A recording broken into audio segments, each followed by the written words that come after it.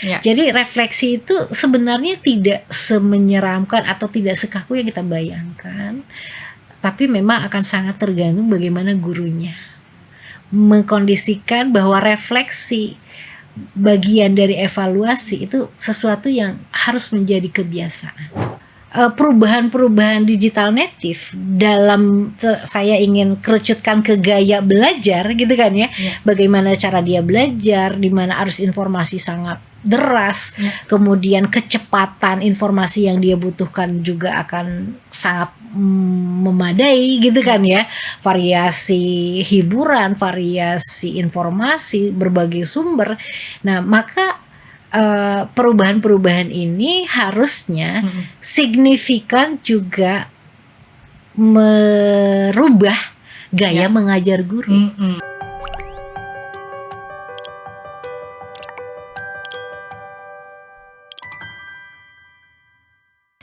Halo Tribuners, selamat datang kembali di episode Talks, di mana sebuah inisiatif Tribun News dan juga Sekolah EdTech untuk mewadahi para pendidik, penggiat pendidikan dan juga orang tua untuk berdiskusi lebih dalam mengenai pendidikan di Indonesia.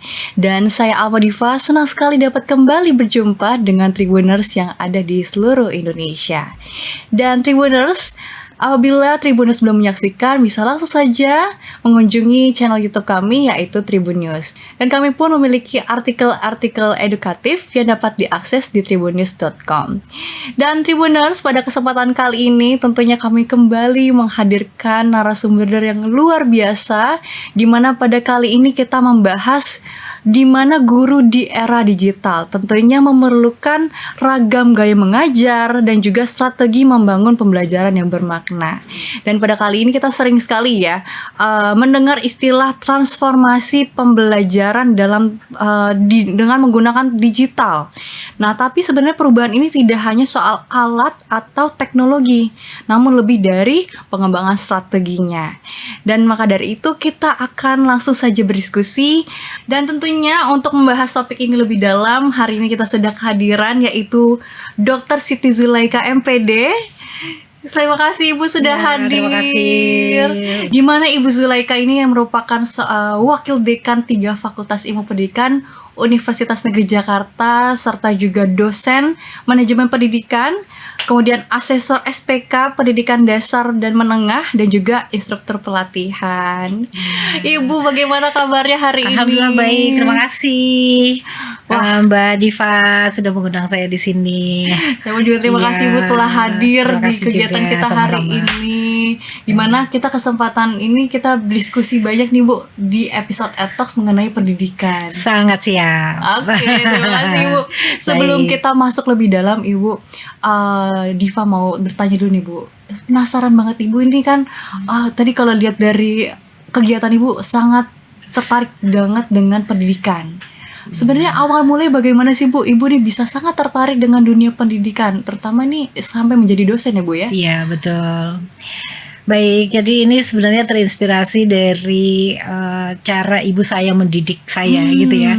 Kebetulan ayah ibu saya memang pendidik. Ayah saya kepala sekolah, ibu saya seorang guru. Dan keseharian saya memang besar dan bertumbuh di lingkungan pendidikan di mana ayah ibu saya bekerja. Kemudian saya bersekolah, kemudian juga saya sering diajak orang tua gitu ya. Punya juga kebetulan ada yayasan pendidikan di rumah. Jadi memang lingkungan yang membesarkan saya adalah lingkungan pendidikan. Dan satu hal yang paling membuat saya terinspirasi untuk bekerja gitu ya, dan beraktivitas dalam bidang pendidikan adalah kebermaknaan. Kebermaknaan pribadi ya, sebagai seorang yang ingin memiliki manfaat gitu ya. Karena kan dalam ajaran agama Islam tentu ditanamkan bahwa manusia yang terbaik itu adalah manusia yang paling bermanfaat.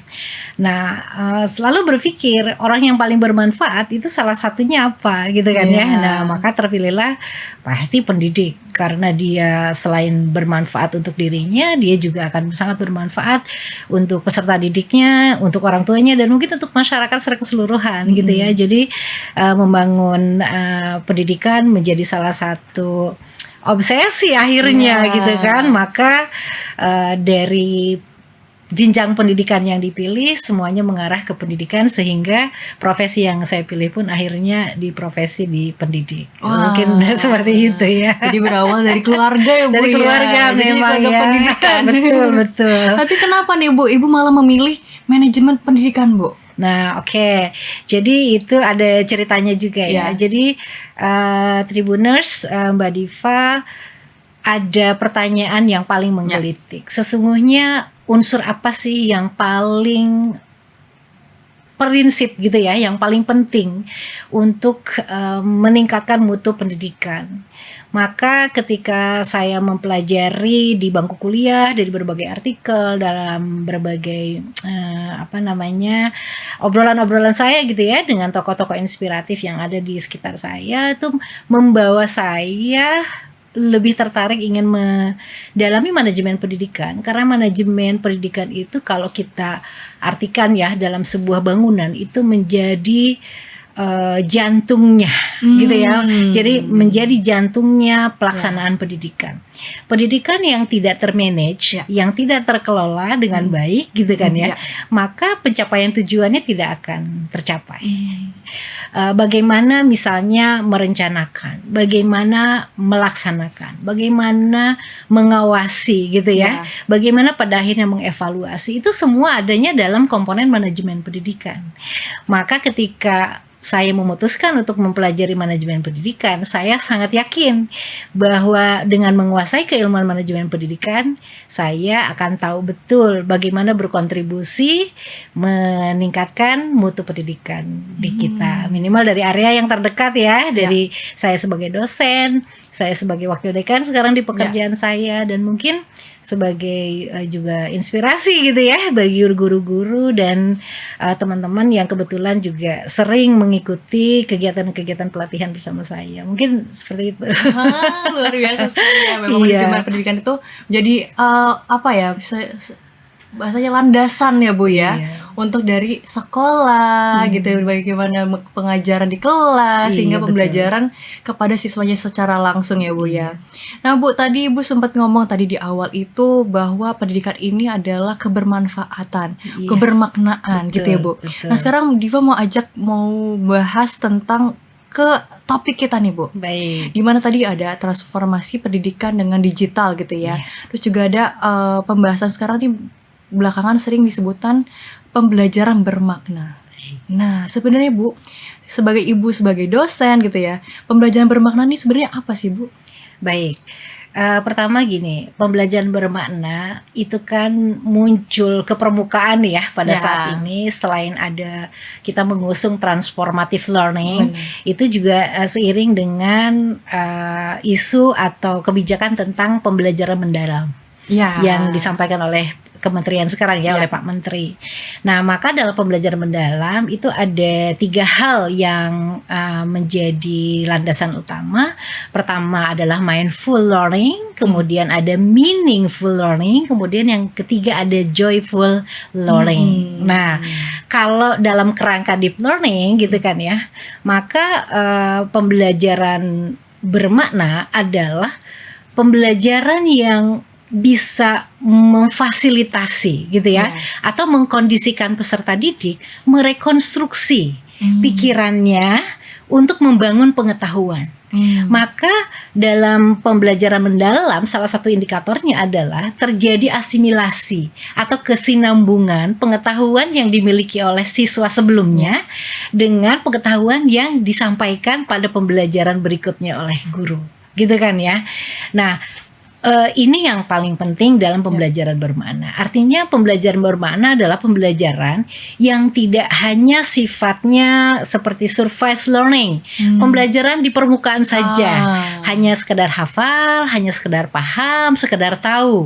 Tapi ketika misalnya di recall ya di waktu yang panjang, pelajaran yang lama sudah hilang, sudah lupa, karena memang tidak pernah terinternalisasi, termaknai dalam kehidupannya. Jadi pengetahuan yang dia pelajari cukup sampai ke teori saja, dan itu short term gitu kan ya. Jadi kalau misalnya kita pernah mendengar ungkapan Tribuners ya gitu ya, ada ungkapan-ungkapan misalnya baru mempelajari pelajaran B, pelajaran A sudah lupa. Iya. Berganti ke pelajaran C, A, B-nya juga lupa, gitu kan ya. Nah, itu mungkin pola pembelajaran yang dilaksanakan adalah supervised learning namanya. Jadi kalau filosofi bawang, tahu ya, Mbak Diva ya, filosofi bawang itu kan berlapis-lapis. Betul. Ada kulit bawang yang lepas dengan sendirinya, gitu kan ya. Semakin dalam, semakin segar, semakin mendalam.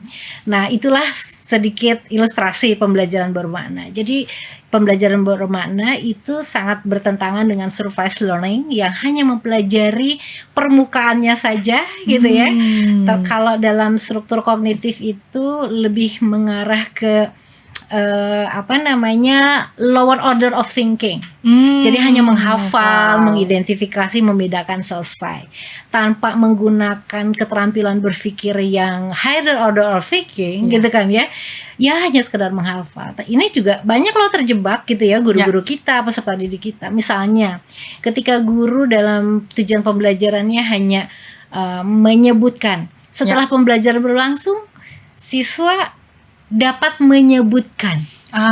Ketika siswa hanya dapat menyebutkan, artinya kan level kemampuannya hanya di hafalan. Iya kan? Betul. Tidak ada creative thinking yang diajarkan. Tidak ada proses critical thinking yang harusnya ada, gitu kan ya. Itu perbedaan meaningful learning dengan supervised learning.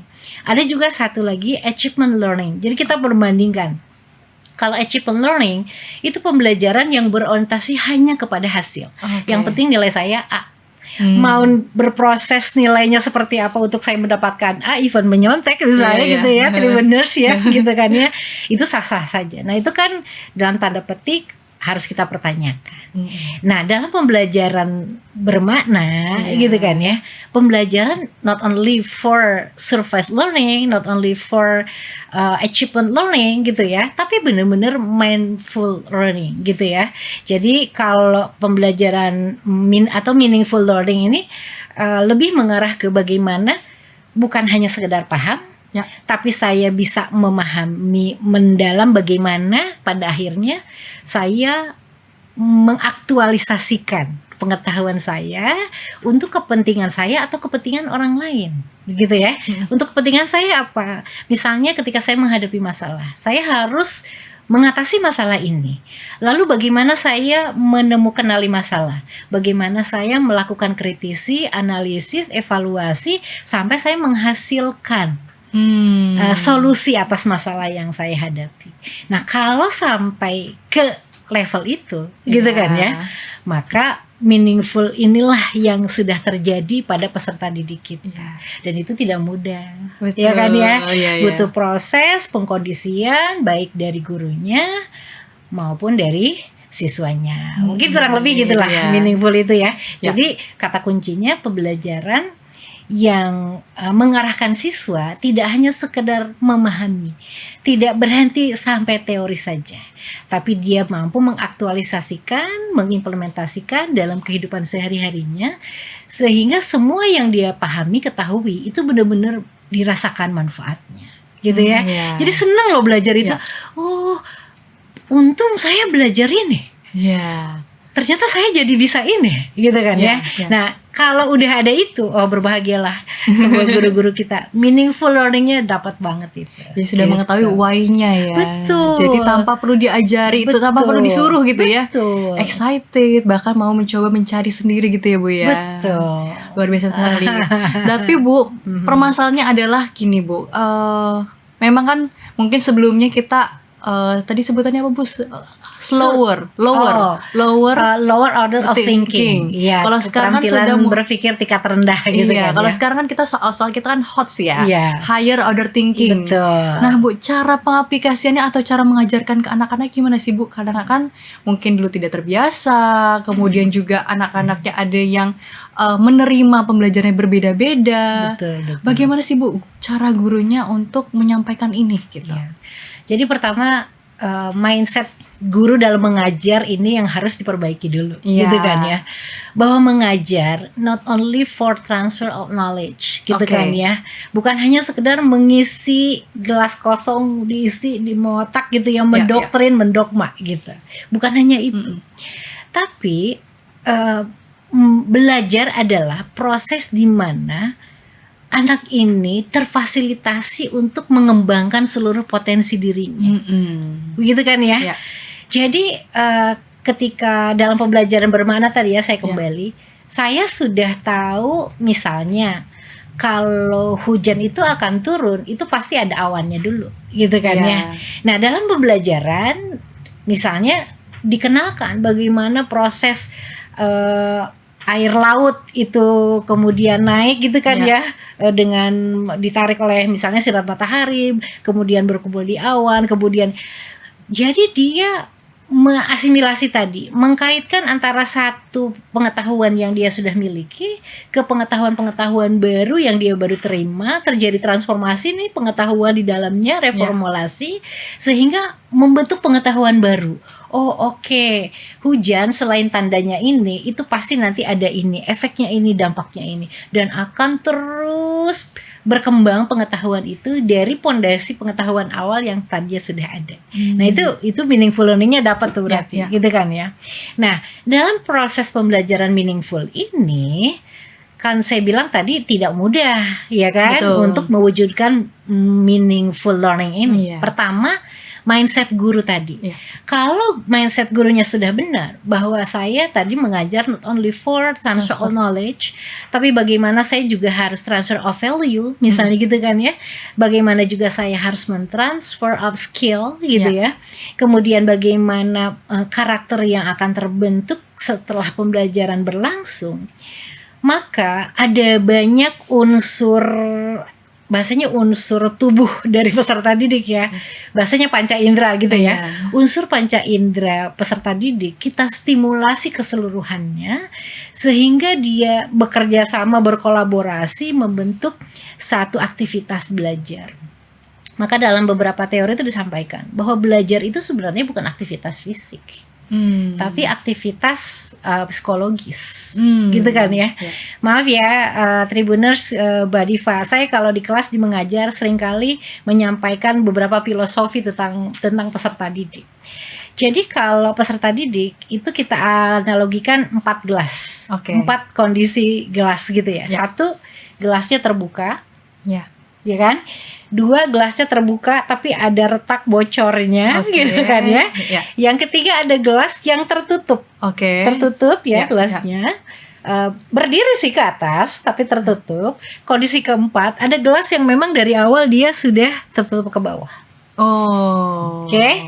Jadi pertama kita analogikan ada gelas terbuka. Artinya ini peserta didik siap belajar.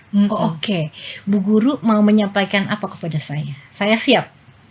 Iya kan? Pemikiran saya, perhatian saya, minat saya, gitu kan ya, ketertarikan saya siap. Ketika guru menyampaikan materi dengan segala strateginya, penuh cawannya atau gelasnya, ya kan? Pengetahuannya bertambah. Ada kondisi kedua, gelasnya sepertinya siap sih menerima materi, tapi kok bocor ya, gitu kan ya. Bocor itu mungkin di tengah-tengah proses pembelajaran siswanya tiba-tiba tidak konsentrasi, gitu kan ya, kehilangan minat, kehilangan perhatian, maka ada banyak hal-hal yang miss dari apa yang disampaikan gurunya, maka bocor lah, gitu kan ya. Konstruksi pengetahuannya itu nggak utuh gitu, bocor. Nah ada kondisi ketiga, dia sih masuk kelas, masuk belajar, gitu, tapi di kelas ada banyak hal yang membuat dia tidak bisa fokus, ya kan? Ada perhatiannya yang teralihkan, gitu kan, oleh gadget misalnya, gitu kan ya, oleh permasalahan yang dihadapi yang belum terselesaikan ketika masuk kelas. Jadi masuk ke dalam korteks otaknya udah tertutup duluan, gitu kan ya. Atau bisa jadi loh, banyak faktor ya. Secara emosional dia mengalami ketidaknyamanan. Bisa jadi itu dari gurunya, Iya kan? Maka iya. nanti akan sangat berhubungan dengan bagaimana guru itu harus melupakan semuanya dan menaruh itu di luar kelas. Ketika masuk kelas sudah harus menebarkan energi positif dengan segala senyuman yang dia Iya. miliki, kan gitu kan ya.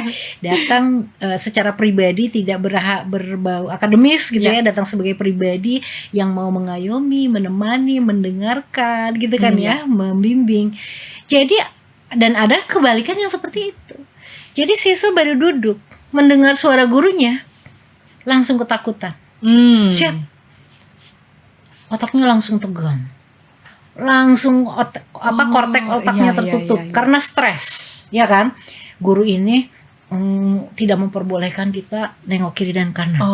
Tidak boleh banyak bergerak, tidak boleh tersenyum, tidak boleh artinya banyak aturan yang tidak nyamankan, gitu kan ya.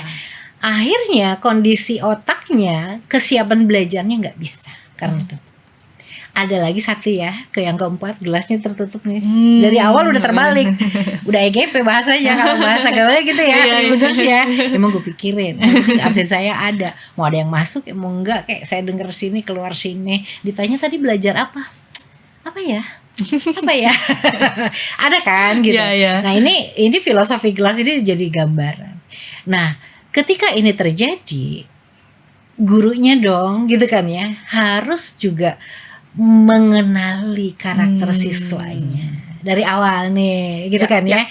Ini siswa saya tuh karakternya seperti apa nih? Apakah misalnya di sebagian peserta didik saya di kelas ini di tahun ini ada yang bermasalah di rumahnya gitu kan ya, ada yang berkesulitan belajar, ada yang berkesulitan secara fisik, mohon maaf ya. Jadi kadang-kadang guru juga melupakan ada hal-hal yang menghambat proses pembelajaran karena ada hambatan fisik atau psikologis. Contoh yang sering terabaikan, maaf, mungkin ada dari siswa kita yang agak terganggu penglihatannya. Anak-anak sekarang kan main gadget luar biasa gitu. Sementara harus pakai kacamata, orang tuanya tidak aware, tidak tahu kalau anaknya harus pakai, anaknya pun tidak merasa harus pakai gitu kan ya, sehingga terganggulah penglihatan. Nah itu kondisi-kondisi. Ada yang pendengaran, barangkali ada yang tadi pikiran, minat, itu psikologis. Nah kalau kondisi-kondisi ini tidak dipahami oleh oleh guru, maka pembelajaran yang harusnya tadi dirancang untuk mengkondisikan bagaimana, misalnya sekarang dikenal ada 4C ya, yang 21st century skill gitu kan ya, bahwa dia harus berpikir kritis, berpikir kreatif, bagaimana dia mampu mengkomunikasikan, bagaimana dia berkolaborasi. Nah itu kan jadi sulit dilakukan kalau kondisi itu. Nah jadi tadi ya pertama ya, bagaimana membangun mindset guru. Jadi guru tuh benar-benar harus punya mindset yang benar, bahwa belajar itu bukan aktivitas fisik semata, tapi aktivitas psikologis yang harus dibangun dengan empati, kenyamanan, joyful learning tadi ya, terus mindful learning, dan berkesadaran bahwa saya memang mau belajar, bahwa belajar itu akan bermanfaat bagi saya. Nah setelah mindset gurunya benar tentang proses pembelajaran, yang kedua maka yang harus dibangun itu adalah pengkondisian. Nah, pengkondisian kesiapan anak untuk belajar. Nah, pengkondisian ini nanti akan sangat berdampak kepada pencapaian indikator-indikator keberhasilan belajar. Maka pertanyaannya adalah, kalau begitu indikator keberhasilan belajar apa? Gitu kan ya, gitu ya.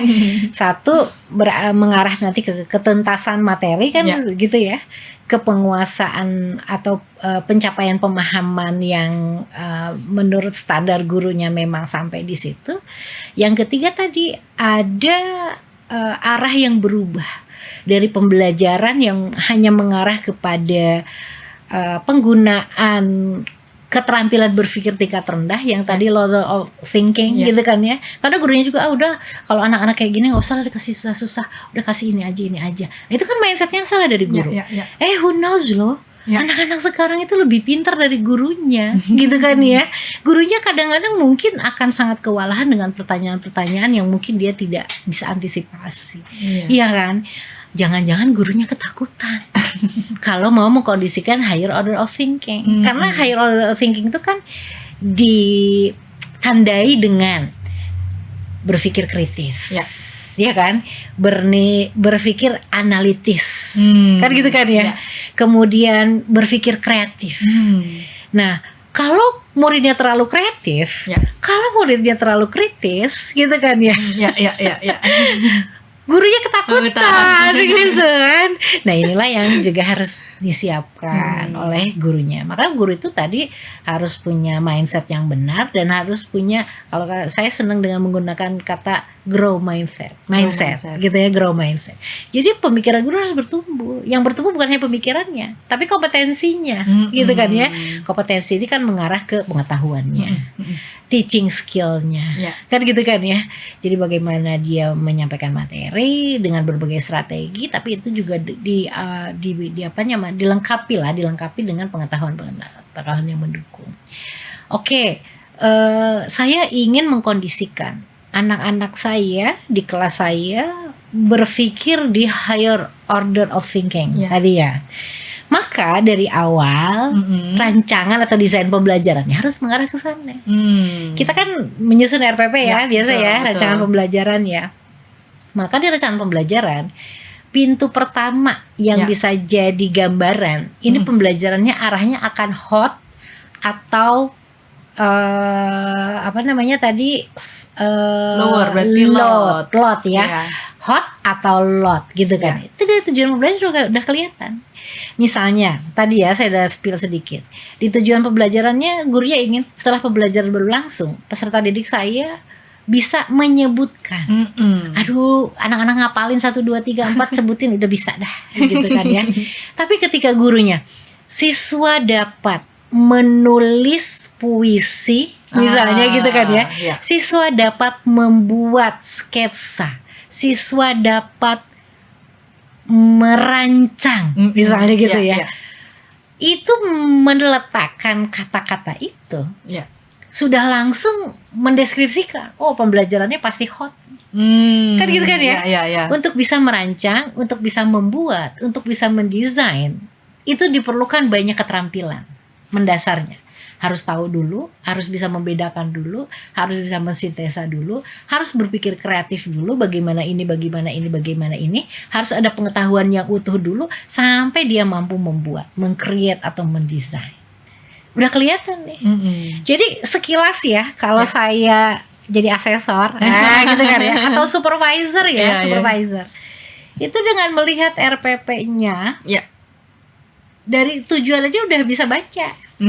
Wah, ibu nggak capek bu, gitu kan, dia belajar di lot aja deh, gitu kan ya. Kasihan loh anak-anaknya. Sementara di kehidupan mereka itu selalu akan dihadapkan kepada keharusan untuk selalu berpikir kritis terhadap apapun yang mereka hadapi di sekelilingnya. Gak hanya terima kan gitu kan ya. Nah, maka ini menjadi tantangan tersendiri. Itu dari tujuannya ya. Nah, kalau tujuannya udah ditetapkan, udah kelihatan bahwa gambaran pembelajarannya akan hot gitu kan ya. Maka nanti itu akan diikuti dengan ragam strategi pembelajaran, aktivitas pembelajarannya seperti apa, rancangan assessmentnya gitu kan ya. Juga bagaimana, tetap hot. Tapi mengikuti atau kembali ke prinsip meaningful learning, nanti ada personalized learning namanya, ya kan?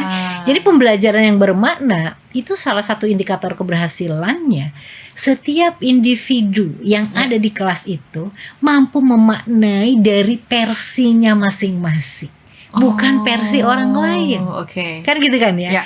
Maka ketika ini sudah dipahami oleh gurunya, ketika gurunya memberikan tugas dan siswanya mau memilih bentuk tugas apa, yang penting temanya sama, maka guru ini udah sangat bijak. Artinya tadi ada diferensiasi learning, namanya kan gitu ya. Betul. Ada personalized learning, maka layanannya adalah diferensiasi learning.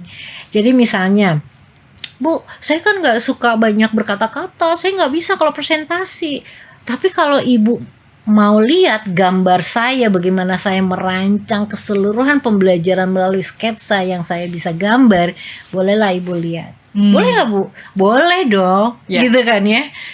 Kalau masih ada guru, nggak bisa, pokoknya kerjakan soal ini, 10 harus selesai sekian menit. Ya nggak bisa juga. Karena ada peserta didik yang pemaknaan konten pembelajarannya tidak dalam bentuk kalimat-kalimat panjang yang dia bisa masukkan, tapi dia bisa visualisasikan lewat karya yang dia bisa kreasikan. Nah itu gitu ya tantangannya ya, Bu. Saya kan seneng main medsos nih, saya seneng jadi blogger gitu kan ya, atau saya content creator. Boleh nggak Bu kalau saya misalnya nanti ada short movie gitu kan, tapi ceritanya tentang ini Bu? Oh boleh, silakan, yang penting temanya ini gitu kan. Misalnya kepedulian sosial, mau pakai poster boleh, mau pakai podcast boleh, mau pakai short movie gitu kan ya boleh, mau pakai puisi silakan, yang penting ekspresikan bagaimana kalian memaknai tentang kepedulian sosial. Wah, kalau udah pembelajaran kayak gitu, meaningful, personalized, diferensiasi. Wah, dan itu joyful ya, Bu. Iya, dan mereka pasti seneng dong, joyful learningnya kan, karena nggak dipaksa untuk terkondisikan dalam situasi-situasi yang tidak menyamankan. Kalau sesuai dengan minatnya, sesuai dengan bakatnya, gitu kan ya, sesuai dengan ketertarikannya, anak-anak tuh kayaknya nggak usah di awas-awasin gitu ya, nggak usah digalak-galakin, nggak usah diiming-imingi apapun. Saya kira akan berjalan dengan sendirinya, gitu kan ya, sampai dia, ini Pak hasil karya saya, bagus, mari kita rayakan, kita tampilkan, gitu kan ya. Seneng gak sih peserta didik kalau kayak gitu? Jadi hotnya jalan, gurunya juga seneng, anaknya juga benar-benar bisa mencapai tadi target ya, capaian pembelajaran. Mungkin kira-kira begitu. Wah, menarik nih Bu, paket lengkap ini. Jadi memang di awal tadi Ibu udah ngomong ya, kalau memang ini guru itu tidak hanya, saya suka, tidak hanya transfer value atau skill atau knowledge tadi Bu ya. Jadi memang perlu juga nih gurunya memahami karakteristiknya bagaimana, disesuaikan. Apalagi tadi di akhir Ibu menambahkan perlu sekali ada keterbukaan gitu ya. Kira-kira personalitasnya bagaimana nih, sukanya bagaimana, dibebaskan gitu ya. Itu luar biasa sekali sih Bu.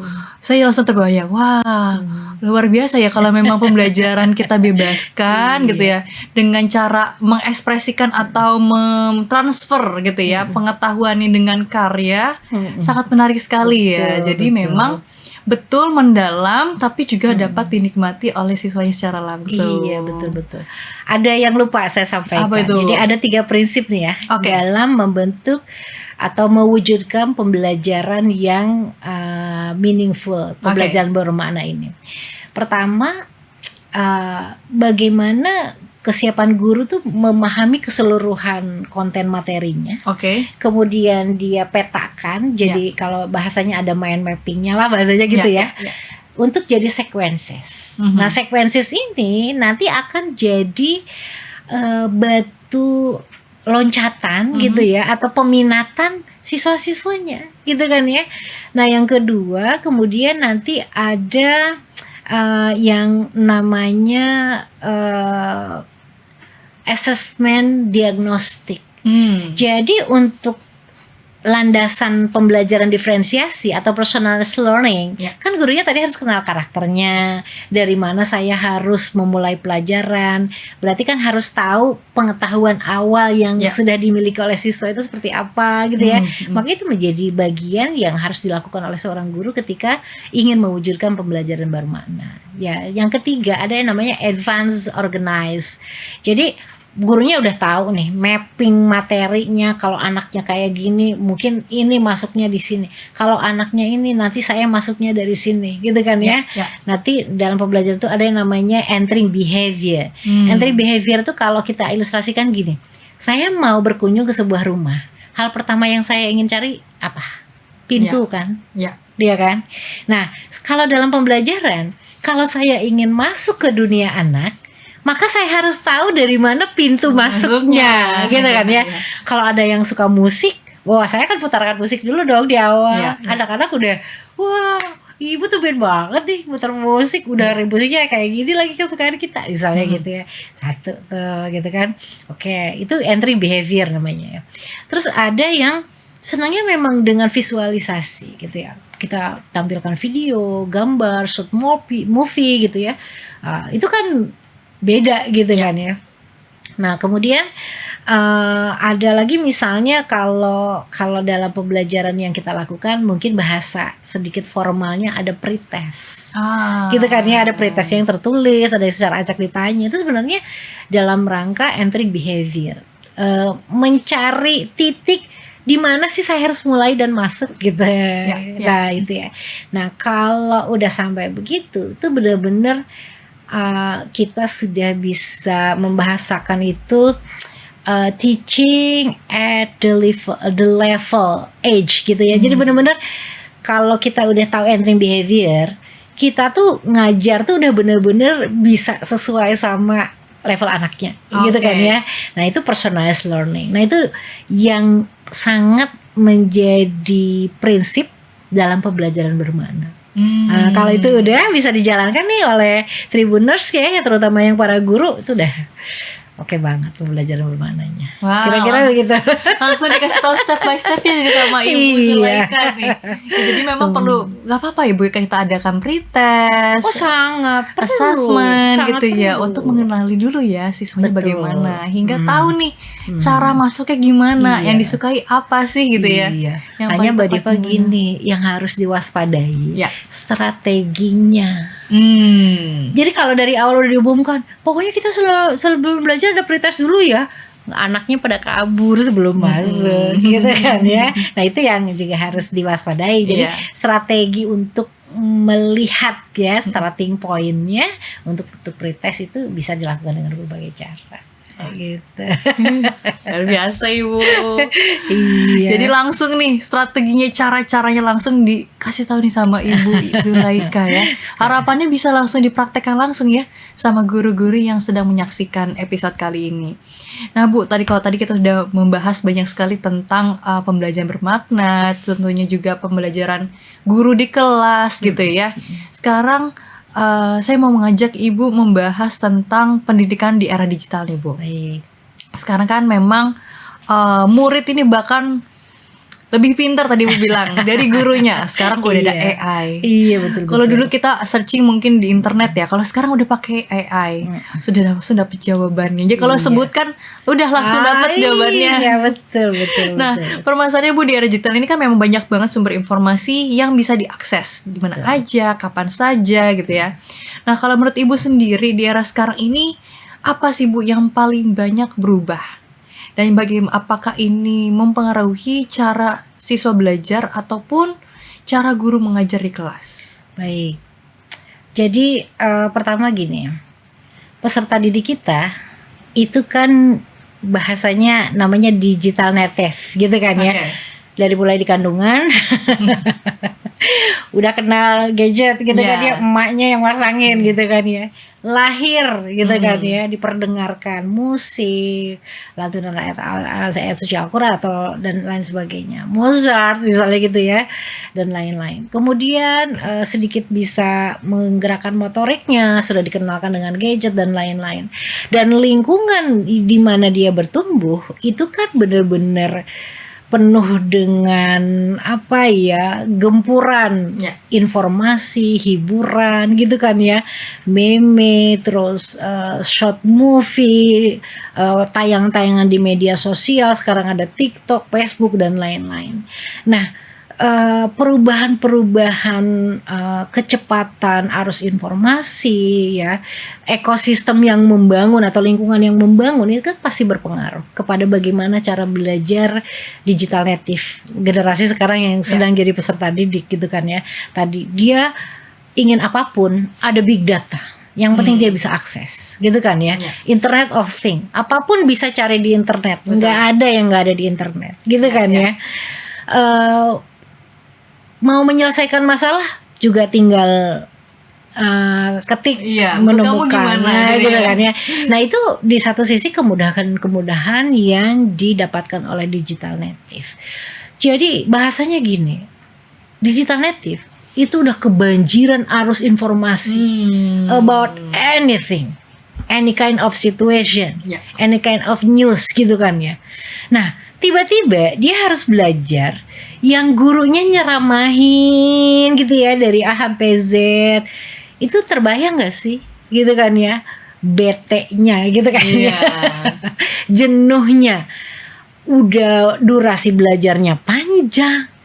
Materinya monoton. Tidak ada tampilan menarik, tidak ada ice breaking, tidak ada sequences. Maka Tribuners bisa bayangkan, Mbak Diva bisa bayangkan, anak lebih betah memegang gadgetnya daripada harus mendengarkan gurunya mengajar. Kan gitu kan ya.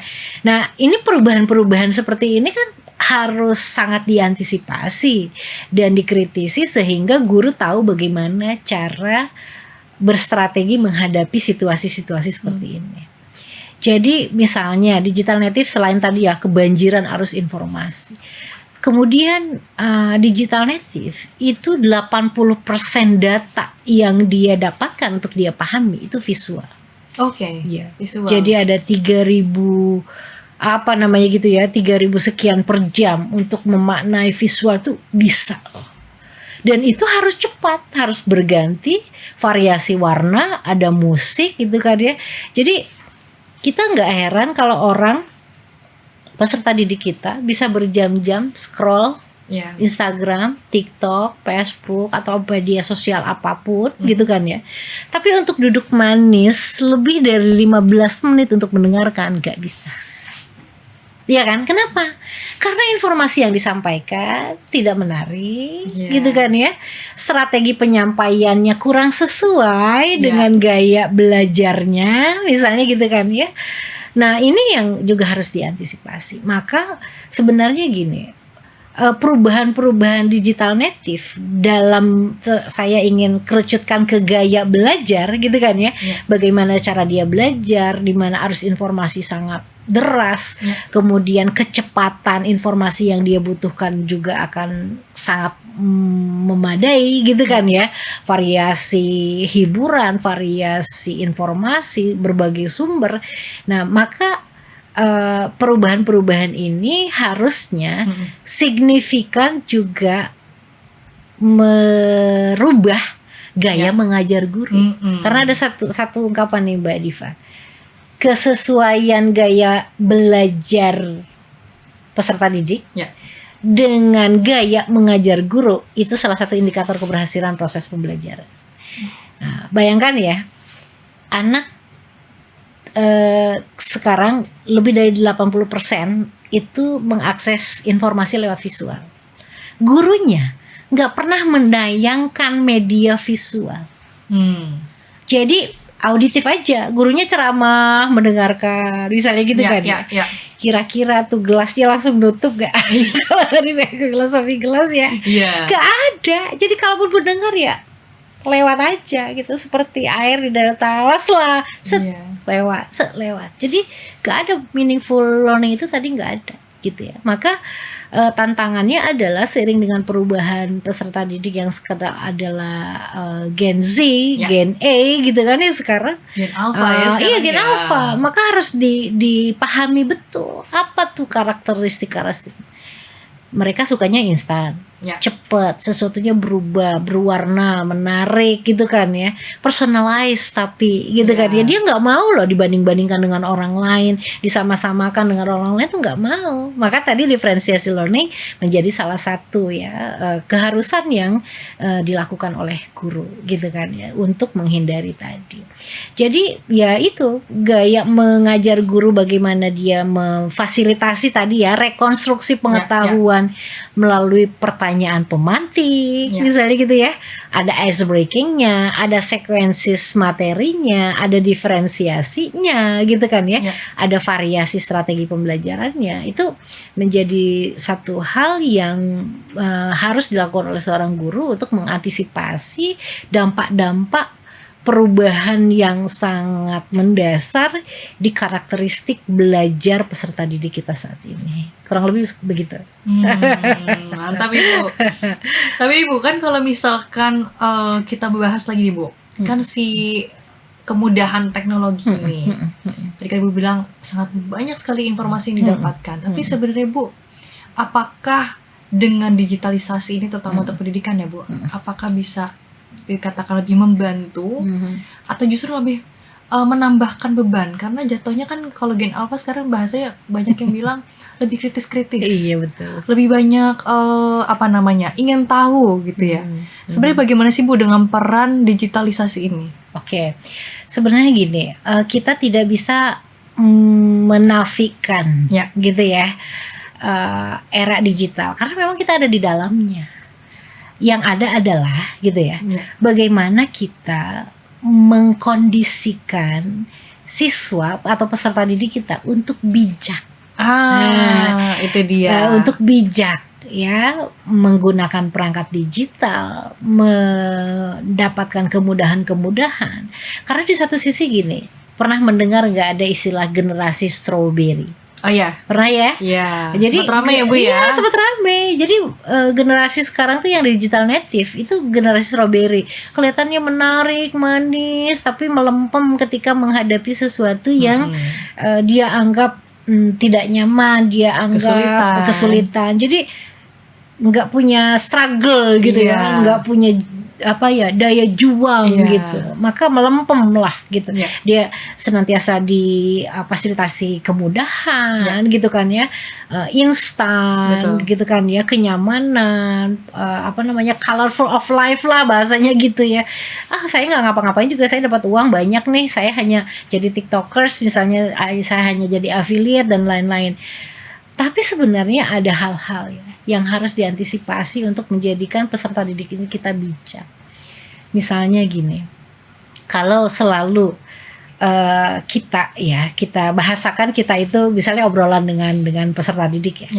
Anak-anak kalau kita selalu tergantung kepada perangkat digital yang selama ini selalu merasa kita terbantu dengan keberadaannya, bayangkan suatu hari sekarang lagi rame nih, di warning di mana-mana, ya kan, harus survival 7 hari siapkan gitu kan ya, listrik mati, internet nggak ada, perbankan semuanya off gitu kan ya, air, perangkat-perangkat semua yang ada listriknya, internetnya nggak akan pernah berfungsi. Lalu apa yang bisa kita lakukan? Sementara kemampuan berpikirnya tidak ada. Nah kan kondisi-kondisi itu secara empati harus dibangun ya, gitu kan ya. Jadi kita harus hadapkan kepada situasi-situasi di mana ada loh saat-saat kita tidak bisa tergantung kepada perangkat-perangkat ini. Nah, apa yang harus kita siapkan adalah membangun kesiapan secara mandiri, gitu kan ya. Bagaimana kita bisa selalu menemukan solusi atas setiap masalah, apapun masalahnya. Tidak ada makanan, bagaimana sampai harus ada makanan. Tidak ada air, bagaimana harus sampai ada air. Kan gitu kan ya. Tidak ada listrik, bagaimana sampai harus ada penerangan listrik dan sebagainya. Maka nanti akan muncul kreativitas berpikir. Muncullah misalnya produk-produk yang memang akan mengantisipasi situasi-situasi seperti itu. Nah, kalau kondisi-kondisi ini ya terus kita tanamkan, kita jadikan sebagai project based learning misalnya ya, problem based learning gitu, mengarahkan selalu ke kondisi-kondisi di mana semua peserta didik harus berkesadaran bahwa hal-hal yang sifatnya instan, kemudahan-kemudahan yang ditawarkan oleh teknologi itu sifatnya hanya membantu sementara dan tidak akan abadi, gitu kan ya. Lain dengan pengetahuan yang kita konstruk sendiri, kita berkreatif terhadap sesuatu gitu, kita mengkritisi sampai kita mampu menjadi problem solver untuk diri kita, untuk lingkungan di sekitar kita. Maka keberadaan kita tadi ya bukan hanya bermanfaat untuk diri kita, tapi untuk juga orang lain. Nah, ini membangun sikap bijak itu harus sampai seperti itu. Dan landasan utama lainnya adalah bagaimana tadi pembelajaran itu not only for transfer of knowledge gitu ya, tapi juga harus transfer of value. Nah, itu kan yang penting ya. Jadi pendidikan ini sebagaimana yang diamanahkan dalam undang-undang gitu kan ya, bahwa pendidikan ini salah satunya adalah membangun karakter. Nah, karakter yang terbangun salah satunya adalah bijak di era digital gitu ya, bijak bersosial media, bijak menggunakan perangkat digital, bijak menyampaikan informasi. Sekarang kan misalnya gini, kalau kita nggak bijak, apapun informasi yang kita terima, mungkin kita bisa share seenaknya kita ya. Tapi orang yang bijak selalu akan berpikir berulang kali, informasi ini pantaskah saya sampaikan kepada orang lain, misalnya gitu kan ya. Sumbernya apakah bisa dipertanggungjawabkan ketika saya share kepada orang lain? Apakah saya bertanggung jawab ketika ada informasi yang salah yang saya sampaikan? Nah, jadi kondisi-kondisi inilah yang juga harus dibangun oleh seorang guru. Jadi pribadinya juga harus bijak, gitu ya. Ada namanya digital etik gitulah dalam bahasa literasi digitalnya ya, digital etik gitu. Jadi etika bagaimana berperilaku dalam era digital itu bukan hanya sekedar gurunya, tapi juga bagaimana membangun kesadaran dan mengkondisikan semua peserta didik untuk bisa bersikap bijak. Ada kemudahan misalnya dalam pembelajaran AI sekarang diperbolehkan loh, bahkan ada panduan penggunaan AI, even dalam penulisan skripsi, tesis, disertasi gitu ya, dalam penyelesaian tugas itu dipersilahkan. Tapi gitu kan ya, hal-hal yang berasal dari AI ini hanya sebagai landasan awal, pondasi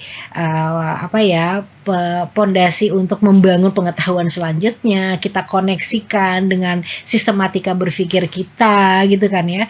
Maka unsur humanize gitu kan ya, dalam semua informasi yang kita ramu, even ada unsur AI-nya, tetap akan terjaga. Maka jangan khawatir, tidak akan lagi nanti akan terkena similarity gitu kan ya. Kalau ada pengecekan gitu ya, ke similarity misalnya melalui Turnitin atau apa, even kita pakai AI, kita jujur sampaikan bahwa beberapa hal yang memang ada sumbernya gitu kan ya. Tapi ini kita rekonstruksi pengetahuannya menjadi pengetahuan yang komprehensif gitu kan, sesuai dengan sistematika berpikir kita. Nah, maka gak boleh juga sih anti AI, karena mau gak mau gitu kan ya, AI akan selalu ada di lingkungan kita. Nah, sekarang bagaimana misalnya guru mempelajari bagaimana mencermati tugas siswa ini gitu, atau tugas peserta didik ini full kreasinya dari AI atau ada unsur-unsur pemikiran personalized, itu kan kelihatan. Jadi semakin guru juga belajar gitu ya, bagaimana melihat secara scanning, oh ini AI nih gitu ya, atau punya aplikasinya misalnya ya, bagaimana mendeteksi gitu kan ada AI detector juga kan kita kenal ada aplikasi itu. Jadi guru ini selain tadi membangun digital etik gitu ya, membangun kebijaksanaan gitu ya, atau sikap bijak, di sisi lain juga harus mempersiapkan diri terhadap keterampilan-keterampilan untuk membuat pagar gitu lah ya bahasanya, memagari kebebasan penggunaan AI dalam pembelajaran atau dalam penyelesaian tugas, sehingga anak-anak pun memahami, oh bu guru nanti akan tahu juga loh kalau kita pakai AI, tapi AI ini kita pakai nggak apa-apa, tapi asal jangan gini, asal kita parafrase, asal kita kembangkan ke sini, asal kita kembangkan.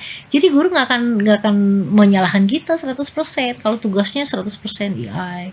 Kan begitu kan teman-teman. Nah, gitu kan bahasanya ya. Jadi kalau sudah muncul ungkapan itu, digital etik itu terbangun dari iklim belajar karena memang pengkondisian yang dilakukan oleh gurunya. Gitu ya Bu ya. Jadi memang tentunya dengan digitalisasi teknologi ini tentunya tidak bisa dipungkiri memudahkan. Betul. Tapi memang perlu kita bangun pagar gitu Iya. ya, bahwa perlu nih setiap siswa ini punya benteng kebijaksanaan dalam penggunaan teknologi, apalagi AI sekarang sangat memudahkan gitu ya dalam menyusun jawaban gitu ya, terus juga pemikiran gitu ya, jatuhnya dengan kita memproses terlebih dahulu AI-nya sendiri pun itu pun masih boleh ya Bu ya, dan kita pun sebagai guru tidak bisa pungkiri gitu ya, Tidak kita bisa. tetap harus mengikuti zamannya, terus berkembang penggunaan teknologi ini. Nah Bu, tapi kan kita nih sudah merasa berusaha dengan maksimal untuk memberikan yang terbaik untuk siswanya di kelas gitu ya, tetapi mungkin hasilnya belum sesuai dengan harapannya Bu. Sebenarnya apa sih Bu yang harus kita lakukan sebagai guru Bu? Gitu. Tadi kan Ibu udah banyak nih Iya. bahasnya apa yang harus dilakukan, tapi ini sebenarnya sudah dilakukan nih Bu. Iya. Bagaimana sih Bu? Iya, satu kata dulu, refleksi. Refleksi. Jadi Apa itu Bu refleksi? Iya, refleksi. Jadi gini, kita sudah mendesain Ya. pembelajaran, sudah membuat perencanaan, ya kan, sudah mendesain pembelajaran dengan sesempurna yang kita bisa rancang, gitu kan ya. Prosesnya juga kita sudah kawal dengan baik sampai akhirnya sampai asesmen gitu dan lain-lain. Tapi jangan lupa gitu ya, di proses pembelajaran itu kan ada saja faktor-faktor yang menghambat, faktor-faktor yang tadi kalau sedang perhatian ada yang mengalihkan perhatian gitu kan ya. Kalau misalnya tadinya menguasai tiba-tiba menjadi lupa gitu kan ya. Ada faktor-faktor yang mungkin ada yang diantisipasi, ada yang juga tidak bisa diantisipasi gitu kan. Maka melakukan refleksi sebagai kepanjangan dari evaluasi nanti gitu kan, itu menjadi satu hal yang penting. Artinya ketika ada ketidakberhasilan, ketika ada target-target capaian yang ternyata belum bisa dicapai, maka lakukan refleksi. Apa yang kurang tepat? Apa yang salah? Apa yang masih harus diperbaiki? Apa yang harus ditambah, apa yang harus dikurangi, bagaimana saya memanage waktu, bagaimana saya mengkondisikan iklim pembelajaran gitu ya, bagaimana saya mendesain learning experience, bagaimana saya melakukan sequences, bagaimana saya melakukan interaksi nih yang penting, ya kan, kepada siswa. Atau kita merefleksi ini juga bisa dilakukan dengan meminta feedback. Iya kan? Oke, anak-anak hari ini kita udah selesai ya belajar. Apa perasaan kamu? 1 jam ini kita belajar. Hal seringan itu. Seringan itu. Oh, kalau kita bisa membangun kedekatan, keterbukaan, maka siswa dengan sendirinya, Bu, tadi sebenarnya saya udah paham nih, tapi tiba-tiba Ibu kok loncat ke pembahas ini sih? Nah, ada lompatan nih pengetahuan yang tadi kelewat nih, saya nggak paham nih. Nah, kira-kira nanti Bu, apa yang akan Ibu lakukan nih untuk menjembatani lompatan yang tadi? Boleh nggak Bu saya ngulang? Boleh nggak Bu saya mendapat tambahan materi? Misalnya ada namanya enrichment teaching program ya, pengayaan materi, atau remedial teaching program misalnya. Bu, saya benar-benar merasa saya kekurangan di sini. Saya ingin ini saya perbaiki. Boleh nggak Bu saya remedial? Kalau itu bahasanya datang dari siswa, dia menyadari betul. Ada sesuatu yang salah dengan saya. Ada hal yang belum saya capai, padahal harusnya saya capai. Itu dampak dari budaya refleksi. Jadi refleksi itu sebenarnya tidak semenyeramkan atau tidak sekaku yang kita bayangkan, tapi memang akan sangat tergantung bagaimana gurunya mengkondisikan bahwa refleksi bagian dari evaluasi itu sesuatu yang harus menjadi kebiasaan. Nah, kalau itu sudah terbiasa, maka keterbukaan menyampaikan, mengkritisi itu kan akan membangun perbaikan berkelanjutan. Kalau dalam bahasa Jepang itu ada kaizen ya, perbaikan berkelanjutan, sedikit demi sedikit, secara terus menerus, tapi pasti perbaikannya. Maka yang namanya quality of learning gitu kan ya, pembelajaran yang bermutu, yang berkualitas itu selalu akan bisa diupayakan dengan selalu melakukan refleksi, sehingga guru mendapatkan feedback, masing-masing juga dapat feedback ya, rekomendasi bahwa di pembelajaran selanjutnya yuk kita melakukan beberapa perbaikan atas dasar hasil refleksi atau evaluasi di yang sebelumnya. Kan gitu kan ya?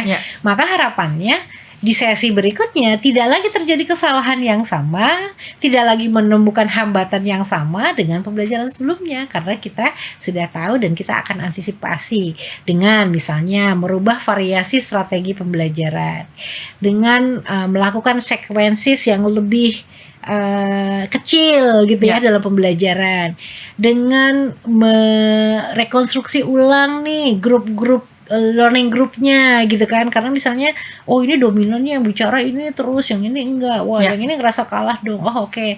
Nanti kita rotasi gitu.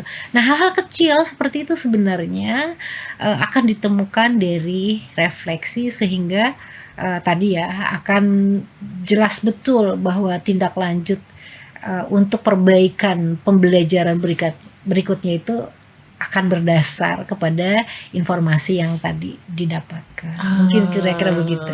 Wah, luar biasa sekali nih obrolan sama Bu Zulaika, luar biasa sekali, bermakna sekali gitu ya. Tapi kalau tadi mungkin Diva bantu sedikit rangkum ya Bu ya. Tadi kita udah banyak sekali membicarakan tentang pembelajaran bermakna. Jadi ada 3 poin ya Bu ya.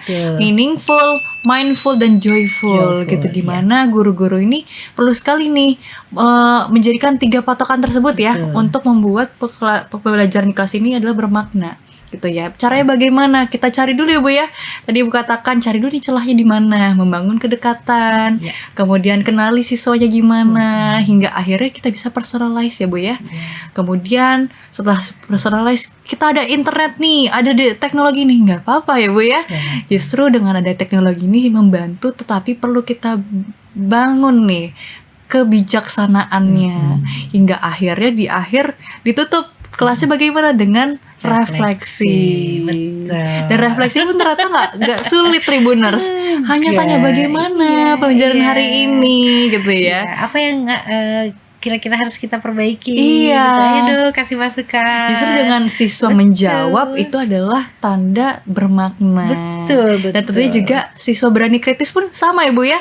Tandanya dia mengikuti pembelajaran dengan baik, kemudian juga ingin tahu lebih dalam, hingga akhirnya dia ingin mencari tahu lagi, lalu bertanya, tapi memang pertanyaan kritis kepada gurunya yang kadang-kadang membuat guru tuh waduh apa nih gitu ya Bu ya.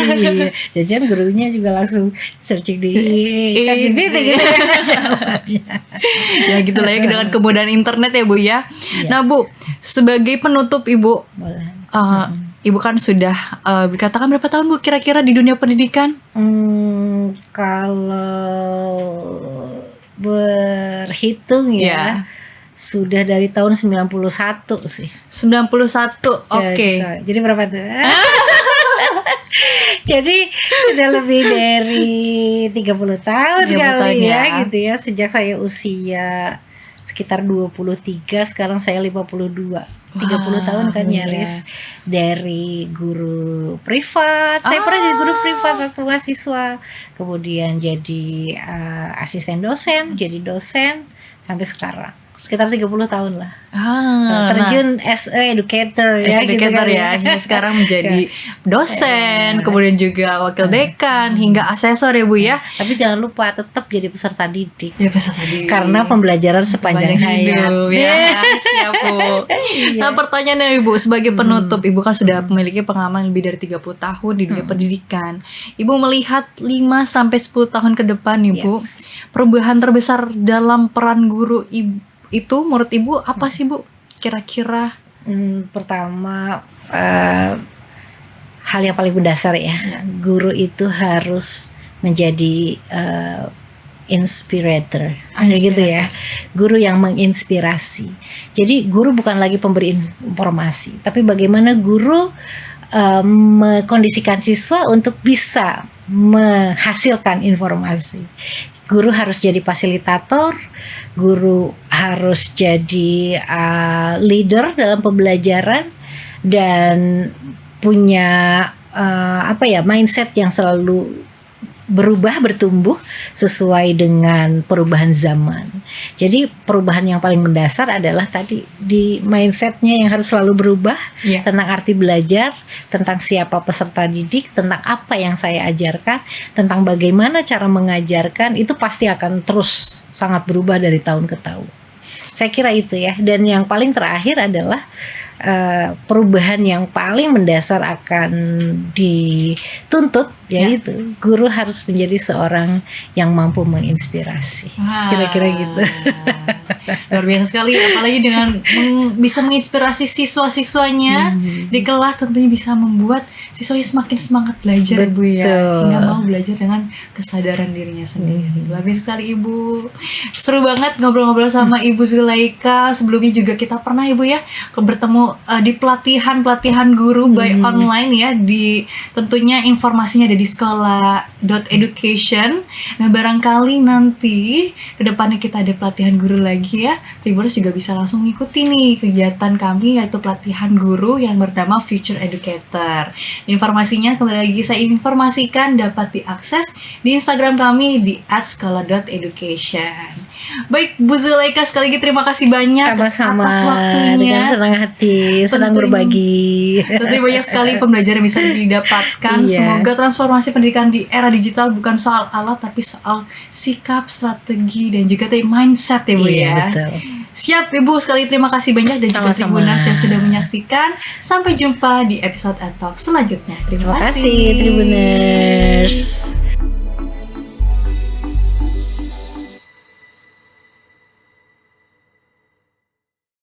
Terima kasih sudah nonton. Jangan lupa like, subscribe, dan share ya.